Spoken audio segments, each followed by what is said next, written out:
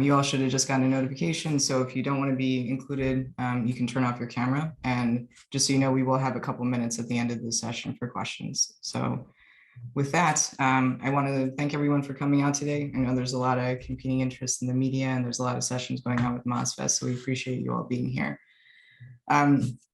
So my name is Mala and I'm the Director of Tech for Social Good on the GitHub Social Impact team. And I'm joined by 3 members of the MERL Center, Stephanie Coker, Ben Kinsella, and Eric John. So thank you all so much for being here. If you could give a wave with your camera on. If you are interested, please feel free to introduce yourself in the chat and maybe put like a line or two about your work or what you do. So, you know, as we're answering questions, we can make sure to cover what interests you.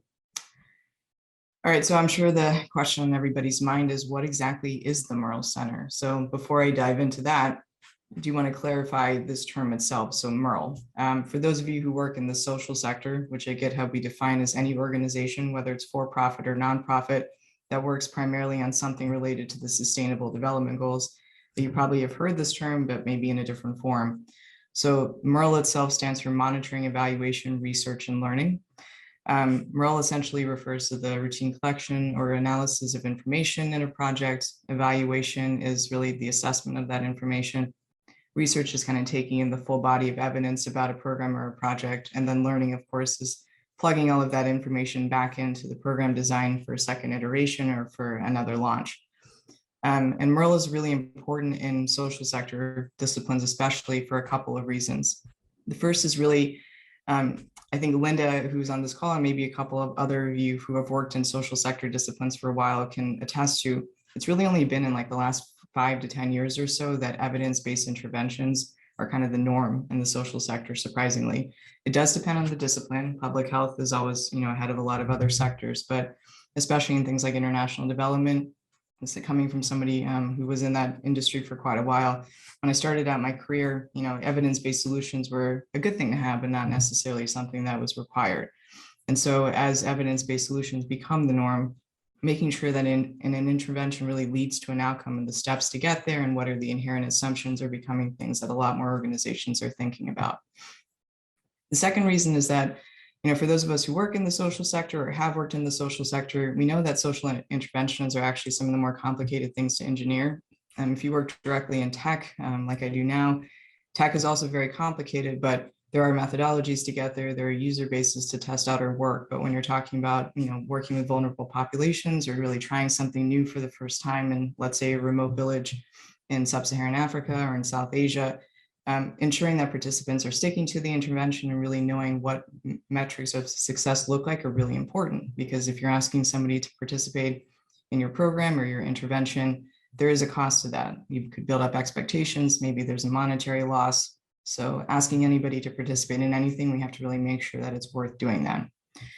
And then, you know, the last reason is something called historic savior complexes. So really what is necessary for change to happen and how do you make sure, again, that you're doing no harm? So if you're asking somebody to participate in something, how can you ensure that you're asking them to do the correct thing? And how can you measure that if it's not actually the correct thing?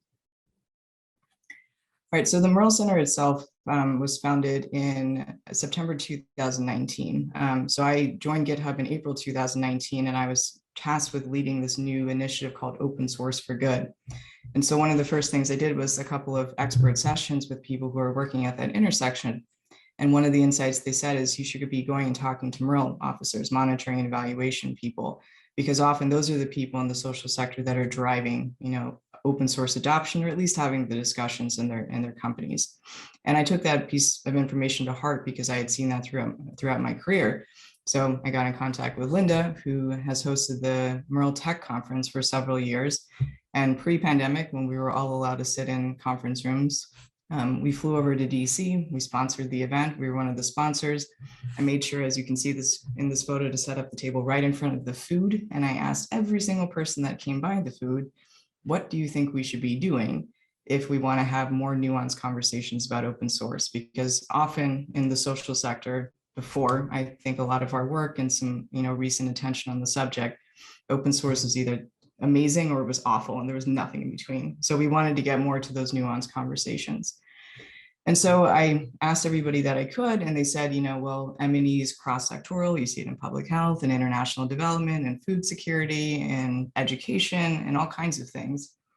And so we need things like guides or case studies on when to use open source solutions. But what was more interesting than just what to create was how people wanted that to be created. So what people told me was, we don't really want you to go out and write another set of papers because often it's another PDF we have to look at and nobody's going to really care. What we'd rather do is collaborate on the content. And so that's exactly what we did. So for the past 2 years, and Stephanie, who's one of our speakers, was one of our first members and has driven a lot of that work, we decided to create this open source community and work in open source ways, so to speak. So we collaborate on GitHub, on Google Workspace, on Slack. We use GitHub to create our website through something called GitHub Pages. And we've grown quite a lot. And so in the past 2 years, we're now up to 50 plus members in about 15 countries. Something that I'm really proud of because open source tends to be more homogenous than the tech industry, which is already quite homogenous. More than a quarter of our members are women of color, and we have quite a few members throughout sub-Saharan Africa, which is also very rare. We come from all kinds of sectors, private, public, government, the social sector, and then we also span all kinds of industries and disciplines. So we have data scientists, project managers, UX designers, strategists, and more. We do have more information on our on the social impact website, so socialimpact.github.com. We will also post this presentation and all the materials for this presentation on our website at merlcenter.org. And you can, from there, click to a blog that talks more about the experiences of some of our members and what it is to be in the MERL Center. So the MERL Center itself, as I said, we collaborate basically doing everything on GitHub and Google. So this is just a quick gift to show you how, we take a README file, we can edit that in a certain way. And then once we publish that to our public repository using GitHub Pages, it then shows on our website. So it's been really great for a number of reasons, one of which is we get to work with a lot of really cool MERL practitioners and teach them how to use GitHub, which is not something that you see all the time. So it's been really great for the cross-disciplinary use of the tool and just really seeing how GitHub tools can be applied to the social sector. And so with that, I'm going to pass it on to Stephanie, who's going to kick us off on the actual content that we produce. Over to you, Stephanie. Thanks, Mala. Hi, my name is Stephanie Coker, and I am an evaluation and learning consultant at TCC Group. And as Mala mentioned, I've been working to help support content development on the MERL Center. And so today, I'd like to talk a little bit about an article, a piece of content that I co-wrote with Mala. It was around how to translate MERL to workflows. And so it's open source for MERL workflows in general. And this came from a problem that I often face in my work, and I've seen in other spaces as well, which is how do you bridge the gap of communication that often exists between software developers and monitoring, evaluation, research folks or other folks from the social sector.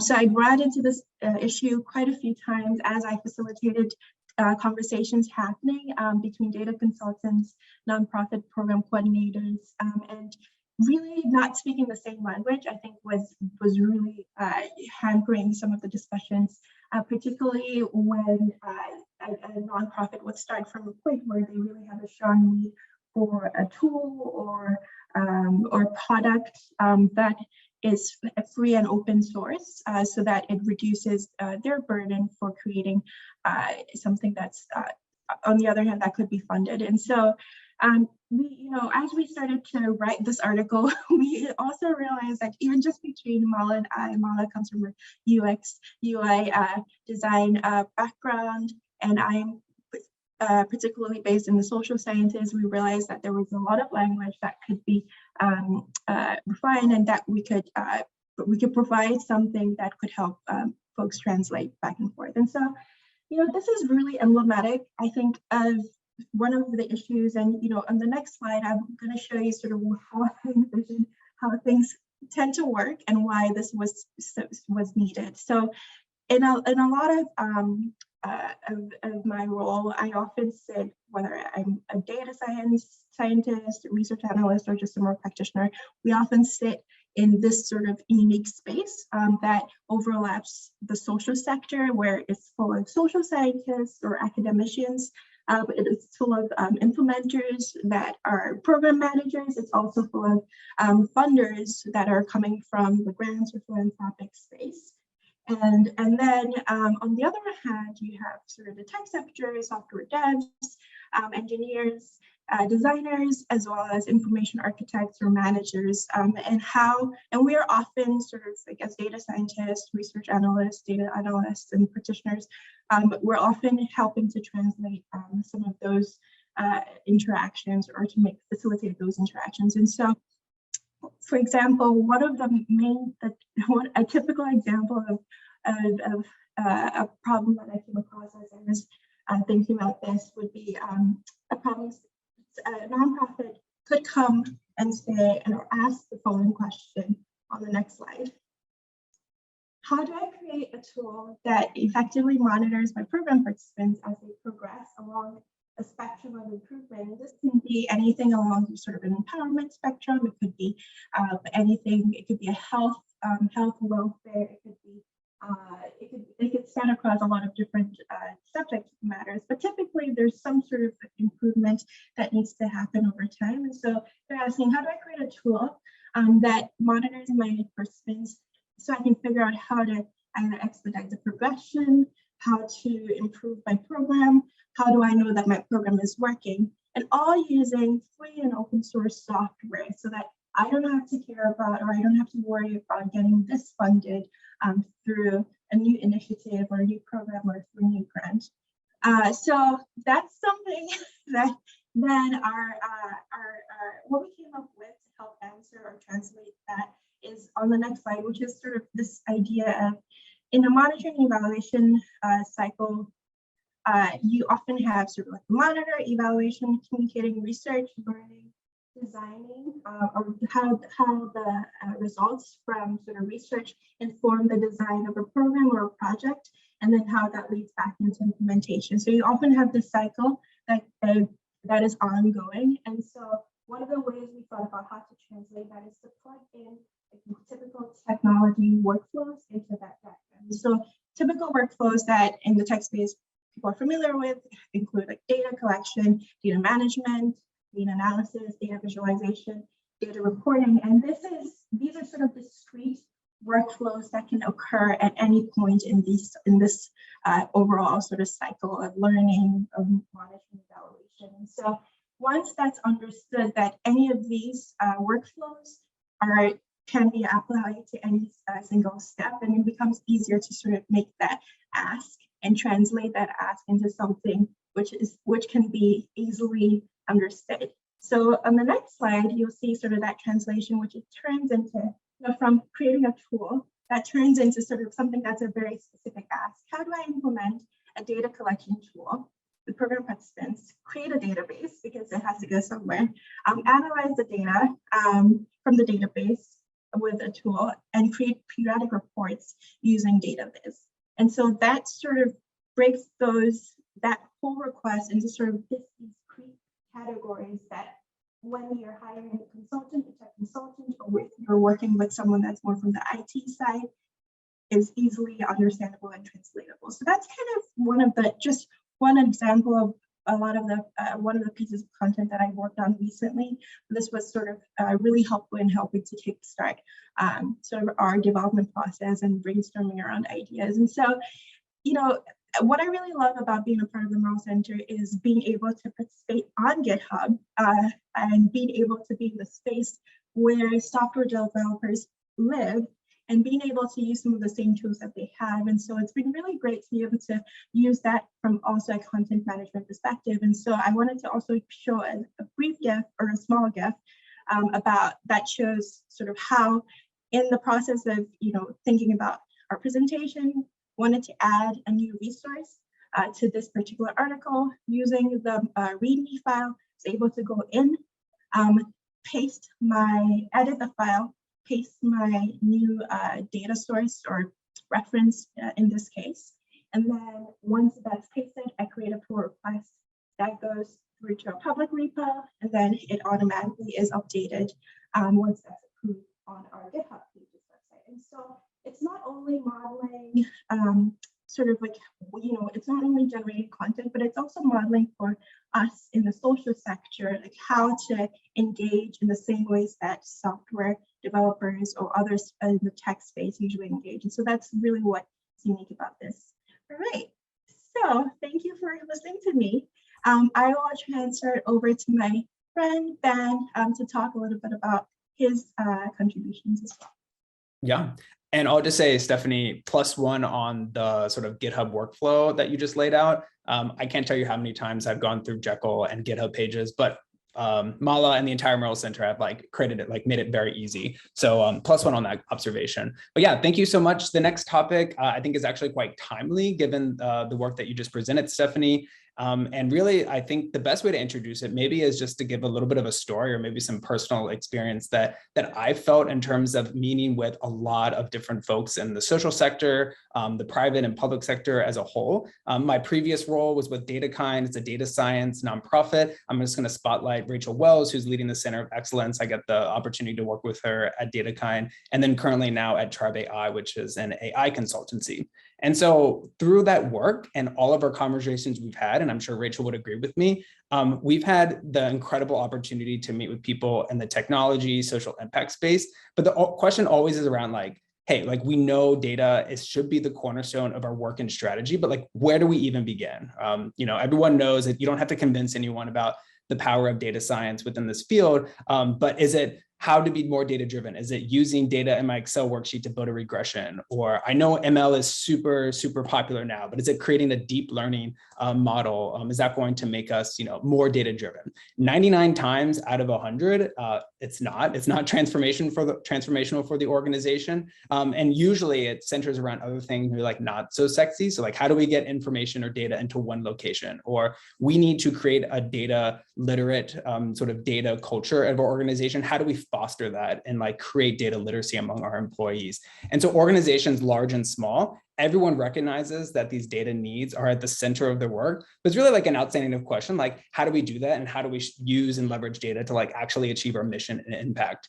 And so as Stephanie mentioned, on the data analytics technologies, there's just been this enormous benefit across all, different sectors and organizations. But there's that outstanding question of how do we actually go from 0 to 1? And so it's not just say the M&A team doing data work, but how do we instill that into the entire organization? And so this conversation or this presentation is more of a reflection on some exploratory work that I've thought about and some sort of personal experiences working both with Rachel at DataKind and also in my current role at Tribe, and really taking it from theory. And so we know the sort of North Star of being data driven, but putting that into practice. And I'm going to be looking at it through the lens of open source. And so I want to introduce maybe a concept that many of you on the call maybe have heard about or not heard about, but really the concept of data maturity frameworks. These frameworks, there's so many that exist in the world today, many in the social sector, many sort of sector agnostic. But what they do is they allow us to have a shared language to maybe kind of better evaluate where your organization or your work sits along this continuum of different things like data practices, data leadership. And so it breaks things down into sort of a nice digestible way to recognize different dimensions of ways in which we can be more data mature or use data to make more and better decisions. And I'm going to sort of offer 3 here that are just really great examples in the social sector. We have DataKind UK's data maturity tool. This is a really fantastic tool that's more qualitative in nature, that looks at data maturity through lenses like leadership, the sort of data skills required to be a data mature organization, data culture, the types of tools that your teams could use, different data use cases. And so I've sort of offered this one here and also put links for all of these, but also want to pull out that yes, data maturity encompasses all these different dimensions. But Linda Rapture, who's actually on this call today, she spearheaded the CARE model. So it looks at technical readiness and data readiness, but a lot of the organizations that are using data need to be sensitive to different sort of responsible actions. And so those are the ethical components, legal, social, privacy related things. So, I mean, I can't even begin naming all the different ethical dimensions of using data and being more data driven, but it's really important that these data practices be sort of cognizant of the ethical and responsible practices. And then we have sort of a recent example of a data maturity framework sort of led by data.org and also that Rachel sort of supported in these efforts. But data.org came out with a fantastic data maturity framework that looks at different dimensions like the data practices and data use cases, and they have it in a nicely packaged way on their online platform. And it evaluates, responses. Everyone can get on today and evaluate their organization, using their framing and guide that they've provided. And so just to sort of summarize, data maturity frameworks are fantastic tools for organizations to locate themselves in sort of this overarching continuum of different data practices, and sort of raises the question of like, okay, great, like we have this information from now. And I think that's one thing that I've always sort of thought about with data maturity frameworks and how they offer a shared language, but something not in their purview necessarily is language that helps practitioners go from some more like qualitative responses to actual implementation. And so this is where a lot of our reflections, or my reflections, started, of course, given the sort of core component to MERL Center. But if we want to be better at data management practice as an organization, like where do I go or how do I do it? Or if I want to be able to make better decisions using data, like what are the tools to actually get us to go there? So if you could go to the next slide, Mala. And so this is kind of like the gap between theory and practice. That was the main motivator for my thoughts. And really my hypothesis was like, more attention needs to be paid to the software and tools that allow organizations to strengthen their data practices. And I'll start, with the obvious example of open source. I can sort of touch on the drawbacks of open source, but all of us here can agree that there's a lot of advantages of using open source within the social sector and also just like all sectors, private, public sector. But there are things like it's cost efficient. There's a community behind it. In many cases, open source tools are interoperable with other tools. And so to give an example, imagine you are a nonprofit and you just want a working database rather than say having everyone using CSVs or Excel sheets on their own local laptops, or you don't want to purchase this entire set of licenses for like a big company to come in. Most likely that doesn't fit within your own data use cases or data needs. You can probably get some type of database server up and running in 10 minutes using MySQL. And that's like going from 0 to 1, like huge for an organization to just start with the sort of like minimal foundations, creating a process around it, being able to inform stakeholders, write reports, asking for opinions. And that's the sort of like movement that I was really excited as I was digging into these data maturity tools and then mapping them back onto, say, like open source tools that we could use. And so that's the work that I explored in this guide, and I've attached the sort of link to this guide, and it's really sort of an exploratory project of like mapping the different qualitative dimensions onto sort of these open source tools. So you could go to the next slide. Don't be alarmed by the sort of like mini screenshots in this, but this was not just an exercise of mapping the like enormous like wealth of different tools that exist, open source tools, onto the respective categories. But to give an example, we have so many different data needs as an organization, ranging from, say, more data infrastructure. So I need like a working database, or I need to be able to evaluate the data quality of my data, or I need to say like use different use cases. I need to be able to run different types of analyses. I don't need to buy a MATLAB sort of license. I can use R or Python. I can communicate those analyses on like open source packages like Bookdown or Jekyll, like just like Mala presented, using the GitHub pages. There's so many tools out there that can sort of like us being cognizant around what is like feasible and aligned with our own data needs. And then also just to make a mention of like, we want to be able to instill this sort of or foster this type of data culture where we're like sharing our analyses or sharing our findings. There's open source alternatives to things like Jira. This isn't necessarily like one has to only use open source tools. And that's actually quite what I'm not saying. In fact, the sort of divide between open source versus proprietary. In fact, what I'm saying is that most data mature organizations use both, right? They understand what's based off their use cases, their needs, and they're able to make decisions that sort of are thinking in terms of like sustainability, getting the entire organization, rather than not just purely sort of locating themselves and like having a data science team on one side, but it doesn't communicate, with the broader organization.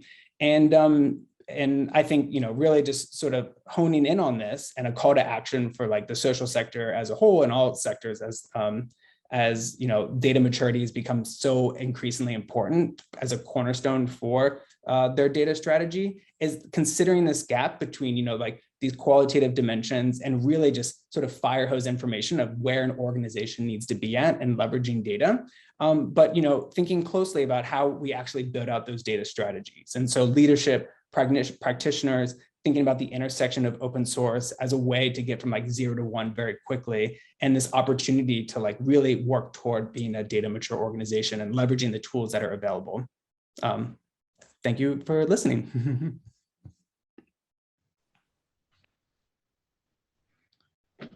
Hi, I'm Eric Jan, and I'm with Alexandria Consulting, and we've been working on exactly what Ben was just referencing, open source software for the social sector. And also not just that, but ones that really help the social service sector track outcomes and goals, impact towards those goals, and really to move things forward in a collaborative way within a community. And so MERL Center has always been since inception pretty much, has been very supportive of HSLynk, which is a project that I started with under a for-profit company and now has been recently spun off as a nonprofit.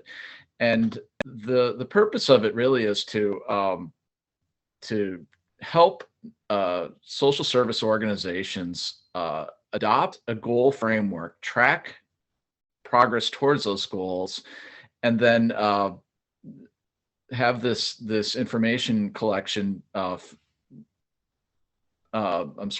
the information collection scaffold all the way from the lowest levels of client enrollment and service delivery up through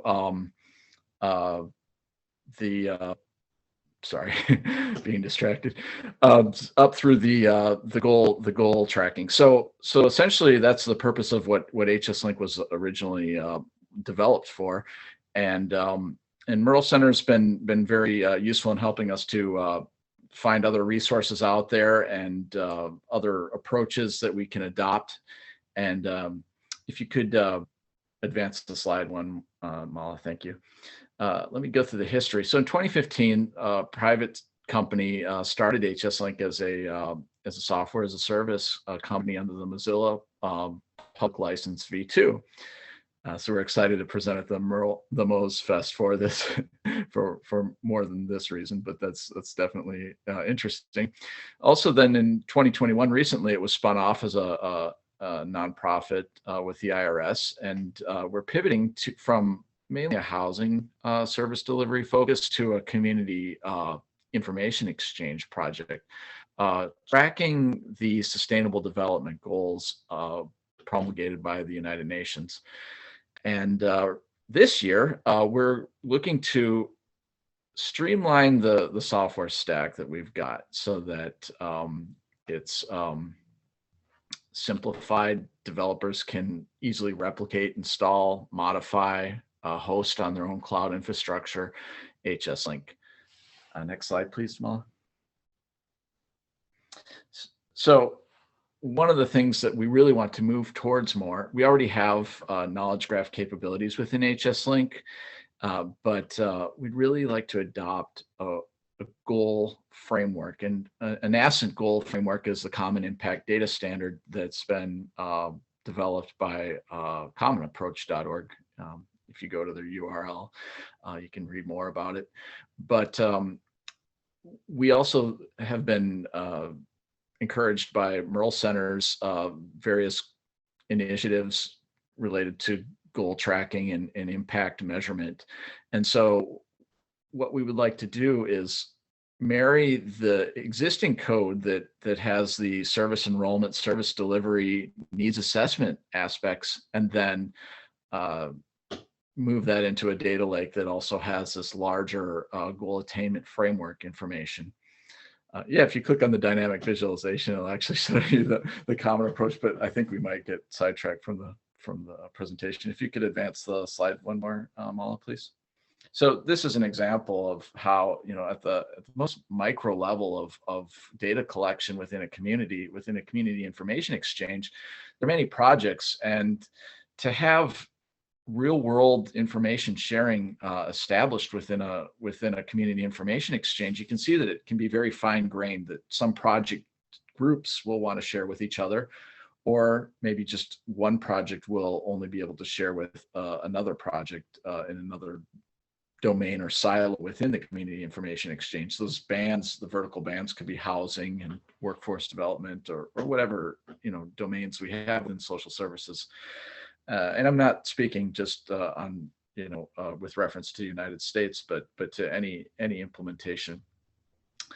And then you can overlay client consent on top of this. So there's some work currently going on with the National Science Foundation on client consent ontologies, and we would like to kind of standardize as much as possible how different variations of consent are tracked within social services and shared amongst organizations. So there's two layers. There's the project data sharing amongst services if the client consents, and then there's the things that the overlaid client consent rules on top of that. So the system has to be pretty sophisticated to be able to create a community information exchange that would then have data that could be rolled up into the larger outcomes management framework, such as the Common Impact Data Standard.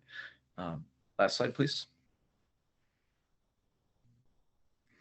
So where we really want to go with this is to essentially bake the Common Impact Data Standard into the existing HSLynk microservices code, shrink the code base so it doesn't have any dependencies that would make it difficult for someone to host it on their own on the cloud, or to just set it up for testing or local development. We'd like to containerize HSLynk, which also moves in that goal, which just allows anyone to host HSLynk on any cloud infrastructure. Right now, it's sort of Amazon centric, and we'd like to make it, just as easy to run it on your local environment as it is on a different cloud host. And we'd like to have a data lake feature in it, not just for the goals, but for any kind of data analysis that needs to happen. And following along with the National Science Foundation's Open Knowledge Network work and data.gov, we'd like to adopt just a plain RDF knowledge graph, but we would also like to be able to eventually work with other open data formats such as Iceberg and Park Data or Columnar, just for ease of and cost effectiveness of cloud data storage. The final thing we'd like to work on, and with MERL Center support, this has been very, very useful, or very, very helpful to work with MERL Center. We'd like to move more from a US-based approach, where typically a lot of the social services online conversation gravitates or towards Canada, and just move out to a more generalized open source project, internationalize the language, and to remove any kind of terminology or ontologies that just really presume one specific locale's structure. So that's where we'd like to go with HSLynk, and we're looking for people to work with us on this, and we really are appreciative of the allowing us to present at your conference.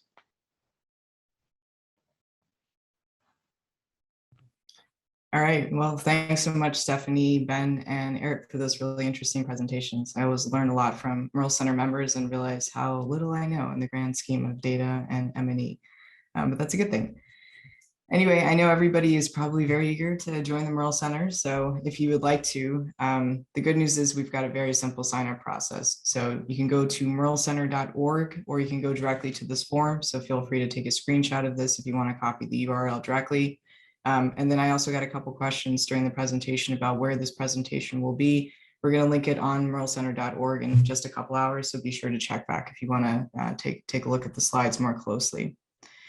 To join the MERL Center, we do ask that you have at least 1 year of professional experience in MERL. And also good to note, for the first 2 years or so, we had really exclusively looked at the intersection of MERL and open source.